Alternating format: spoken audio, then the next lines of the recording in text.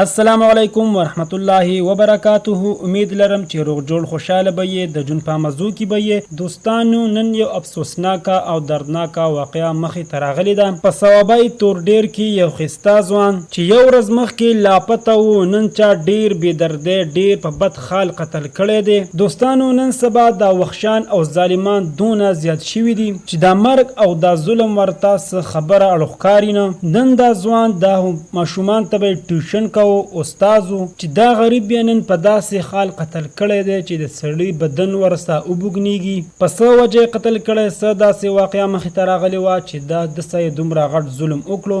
دا ټول معلومات موږ سره په دې ویډیو کې وګورئ چې پوره حقیقت نه ښکاره شي. خو تاسو موږ سره په دې ویډیو کې نوي مهرباني وکړئ زموږ دا چینل مهادر سره ضرور سبسکرایب کړئ.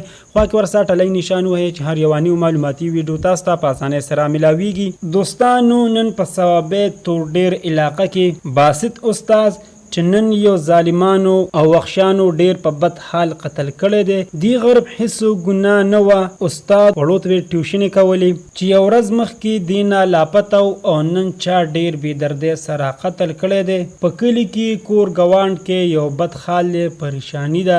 الله دې باسط علي ته جنت الفردوس کې اعلی مقام ورکړي او کوروالو ته دې الله تعالی د زړه صبر ورکړي. زموږ حکومت ته دا درخواست دی چې دا ظالمان دا قاتلان دې زر تر زره گرفتار کړی شي او سخت نه سخت سزا دی ورکړی شي چې آینده د پاره داسې کار هیڅوک به ونه کړي. روزانه د قتل واقع مخې ته راځي. کو دا نن بند نه کړی شي سبا خو به نور هم دې نه به بدترې واقع مخې ته راځي. په کار دا ده چې دې کیسونه دې مکمل توجه ورکړی شي او معاشرې نه مکمل صفا کړی شي.